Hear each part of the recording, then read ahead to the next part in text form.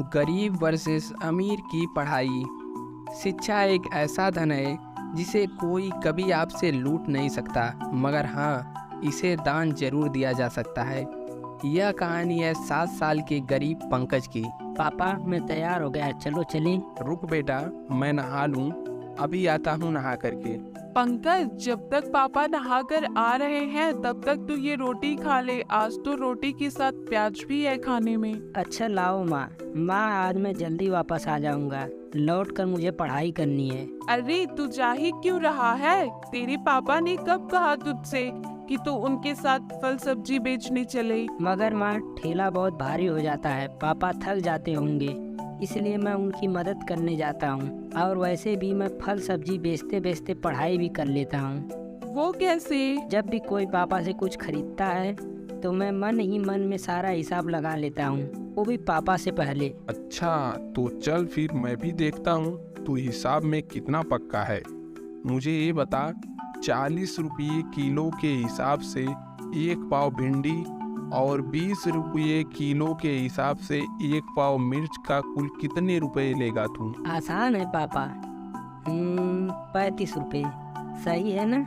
अरे वाह। अच्छा, अगर उसी ग्राहक ने 1 दर्जन केले भी ले लिए तो कितने पैसे लेगा तू? केले हैं 30 रुपये दर्जन, तो 30 रुपये और 35 रुपये कुल मिलाकर 65 रुपये लूँगा। 7 साल की उम्र में पंकज का दिमाग वाकई में ही बहुत तेज था। रामलाल उसे देखकर मुस्कुराने लगा, जबकि पंकज की माँ अभी तक हिसाब ही जोड़ रही थी। रामलाल जानता था कि पंकज को पढ़ने का बहुत शौक था, लेकिन वह मजबूर था। सारा दिन मेहनत करने पर वह खाने भर के ही पैसे कमा पाता था। फिर उसी शाम, बहुत भूख लगी है यार, चल कुछ खाते हैं। मीटिंग बस 10-15 मिनट में शुरू हो जाएगी, इतना जल्दी कहाँ जाएंगे और क्या क्या खा पाएंगे यार, रुक अभी। संजय और साजन एक कंपनी में काम करते थे। वे अमूमन चाय और नाश्ते के लिए ऑफिस से बाहर आया करते थे।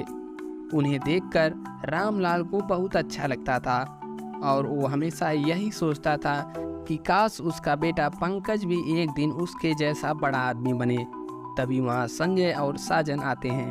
अरे भाई कहाँ खो गए हो, 1 दर्जन केले देना। हाँ साहब, ये लीजिए साहब। आपसे कुछ पूछूं, बुरा तो नहीं मानोगे ना? हाँ पूछो। साहब, मेरा बेटा पंकज, उसे पढ़ने का बहुत शौक है, पर उसे अच्छे स्कूल में पढ़ाने के पैसे नहीं है मेरे पास। अच्छा, तो कुछ मदद चाहिए? नहीं साहब जी, मुझे पैसे नहीं चाहिए, मुझे तो बस कोई रास्ता दिखा दीजिए जिससे मैं अपने बेटे पंकज को आगे तक पढ़ा सकूं। तो तुमने राइट टू एजुकेशन का नाम नहीं सुना है क्या? ये क्या है? सरकार गरीबों के बच्चे के लिए स्कूल में 10% सीटें आरक्षित रखती है, जिसके तहत गरीब के बच्चे वहां पढ़ सकते हैं और उनकी फीस सरकार भरती है। साजन और संजय की बात सुनकर रामलाल में कुछ उम्मीद जगी। फिर किस्मत ने भी रामलाल का साथ दिया। शहर के जाने माने स्कूल में आरटीई के तहत पंकज का एडमिशन हो गया। आज स्कूल का पहला दिन है और पंकज बहुत ही खुश था। पापा मैं कैसा लग रहा हूँ? बिल्कुल राजा बाबू लग रहा है मेरा बेटा। पापा देखना, अब मैं खूब पढ़ाई करूँगा और एक दिन बहुत बड़ा आदमी बनकर दिखाऊंगा। जिस स्कूल में पंकज को सीट मिली थी, वहाँ शहर के सबसे अमीर घरों के बच्चे पढ़ते थे। इन्हीं में से एक था क्रिस, जो नामी सेठ घनश्याम का बेटा था। अमीरी के घमंड में चूर क्रिस हर वक्त बस अपने पैसों की धौस दिखाता रहता था और अब पंकज उसका अगला शिकार बनने वाला था। दोस्तों, कहानी में आगे बढ़ने से पहले आपको बता दें कि यदि आपने अभी तक अपने चैनल कहानी कुंज टीवी को सब्सक्राइब नहीं किया है तो सब्सक्राइब कर लें तथा बेल आइकन को भी प्रेस कर लें और लाइक का बटन भी दबा दें। चलिए अब चलते हैं वापस कहानी में आगे। अरे वाह, यह क्लास तो कितनी अच्छी है। हाँ टीचर, देख ले, आँख फाड़ के देख ले, क्योंकि इससे पहले तूने न ऐसा स्कूल देखा होगा और ना ही ऐसी क्लास। मेरा नाम फटीचर नहीं पंकज है। हाँ, इसका नाम तो देखो, तेरा नाम पंकज नहीं बंदर होना चाहिए। क्रिस की बात सुनकर सारे बच्चे जोर जोर से हंसने लगे। पंकज उदास हो गया। पंकज जानता था कि उसे उनकी इन बातों पर नहीं बल्कि पढ़ाई पर ध्यान देना है। वह चुपचाप सीट पर बैठ गया। कुछ देर बाद गुड मॉर्निंग क्लास, आप नए स्टूडेंट लग रहे हैं। बेटा अपना नाम बताओ। मास्टरनी जी, मेरा नाम पंकज है। लो, अबे बंदर मिस को मास्टरनी बता रहा है। ये सरकार भी ना अच्छे खासे प्राइवेट स्कूल को सरकारी बनाकर ही छोड़ेगी। Please mind your language. Sorry miss. Pankaj बेटा, मुझे मिस या फिर मैम कहो, okay? Okay miss. Very good. तो ऐसा रहा पंकज के स्कूल का पहला दिन। फिर घर आने के बाद बेटा कैसा रहा तेरा स्कूल?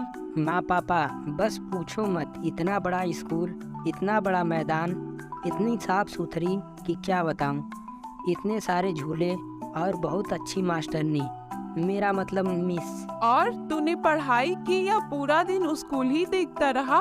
आज पढ़ाई कम हुई माँ, आज शनिवार था तो मिस ने खेलना और डांस करना बताया। पंकज क्लास में हुई घटना को छुपा गया। रामलाल की आंखों में पंकज के सुनहरे भविष्य का सपना दिखाई देने लगा, जिन्हें पूरा करने के लिए पंकज भी सारा दिन मन लगा करके पढ़ता रहा।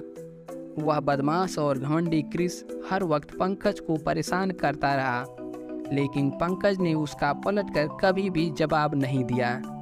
इसी तरह वक्त गुजरता गया और एग्जाम आ गए। पंकज ने पूरी क्लास में टॉप किया। दूसरी तरफ क्रिस को स्कूल के अलावा उसके घर पर उसे अलग से पढ़ाने के लिए ट्यूशन मास्टर आते थे, फिर भी उसके नंबर अच्छे नहीं आए। स्कूल में हर कोई पंकज की तारीफ करने लगा। यह देखकर क्रिस और जलने लगा। ऐसे ही और साल गुजर गए।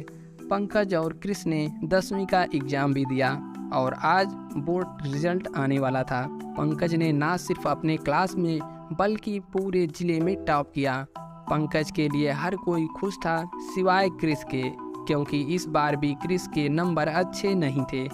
पंकज को लगातार मिल रही कामयाबी से क्रिस के मन में पंकज के साथ साथ सभी गरीबों के प्रति गुस्सा बढ़ता चला गया। फिर कुछ और साल बीत गए। पंकज और क्रिस दोनों ही अब यूपीएससी की तैयारी में लग गए थे। दोनों ने लिखित परीक्षा पास कर ली थी और अब उनका इंटरव्यू की बारी थी।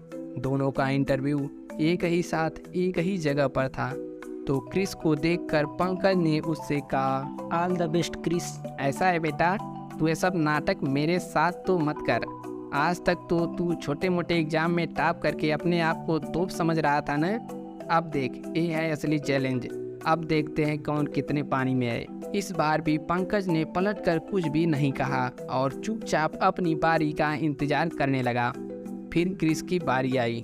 Well mister Chris, tell me, अगर आप इस शहर के डिस्ट्रिक्ट मजिस्ट्रेट बन जाते हैं तो आप सबसे पहले क्या काम करेंगे? सर, सबसे पहले तो मैं राइट टू एजुकेशन का ड्रामा बंद करूंगा। क्या कहा, ड्रामा? अच्छा, वैसे आप ऐसा क्यों करेंगे? अरे सर, हमारे पेरेंट्स लाखों रुपए खर्च करके जिस स्कूल में हमें पढ़ाते हैं, वहाँ एक गरीब और चीप सोसाइटी के लोग हमारी बराबरी करने लगते हैं। बिलीव मी, इससे पूरा माहौल ख़राब हो जाता है।